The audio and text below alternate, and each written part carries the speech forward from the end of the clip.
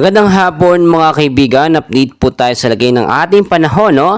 Ngayong hapon po ng Martes, July 2, 2024. Pero bago tayo magpatuloy, pa-like and subscribe po muna and pahit ng notification bell. Maraming salamat po. Patuloy pa rin po nakakaranas ng maulap na panahon at may mga pag-uulan po bandang hapon hanggang sa gabi, no? Mga isolated light rains to heavy rainfall. Dulot po yan, ito pa rin sama ng ating panahon or hypnosis natin, Intertropical Convergence Zone or ITCC na siya pong nakakaapekto sa ilang bahagi po ng Palawan at Southern Mindanao. Meron din po tayong easterlies or mainit na hangin na nanggagaling naman sa Karagatang Pasipiko dito sa may bandang Luzon at Visayas area ang apektado po nitong mga lugar na ito. So forecast weather condition natin bago po yan, wala pa naman po tayong bagyong binabantayan sa loob at labas ng Philippine Area of Responsibility. But take note mga kaibigan, ayon na rin po sa Pag-asa, ngayong buwan po ng Hulyo, posibleng 3 hanggang 2 bagyo ang pumasok sa Philippine Area of Responsibility. So maging handa pa rin po tayo. Sa area po ng Zamboanga Peninsula, Sarangani, Sultan Kudarat, Basilan, Sulu, Tawi-Tawi at Palawan, maulap po na panahon ang mararanasan dyan. Posibleng hanggang bukas pa po ito, no?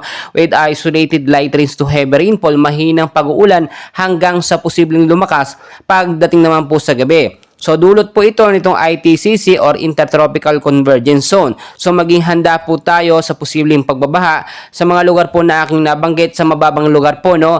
At mag-ingat din po tayo sa matataas na lugar sa mga landslide prone area dulot po nitong mga pag-uulan kung sakali man po.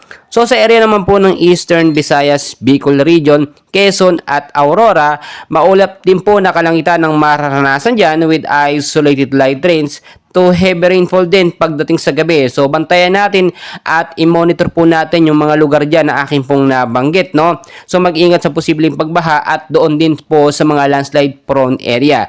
Dito naman po mga kaibigan, sa area po ng Metro Manila, kasama na ilang bahagi ng ating bansa, ay patuloy pa rin po makakaranas ng maulap na panahon at pag-ulan din mahina at posibleng lumakas pagdating sa gabi. Dulot pa rin yan itong localized thunderstorm na nanatili po dyan sa lugar po ng Metro Manila sa may Luzon, no? Kaya maging handa tayo mga kaibigan, kahit wala pa pong bagyo ngayon pa lamang po ay maging handa na tayo dahil nag-abiso na nga po ang Pag-asa na 2 hanggang 3 bagyo ang posibleng pumasok ngayong buwan ng Hulyo.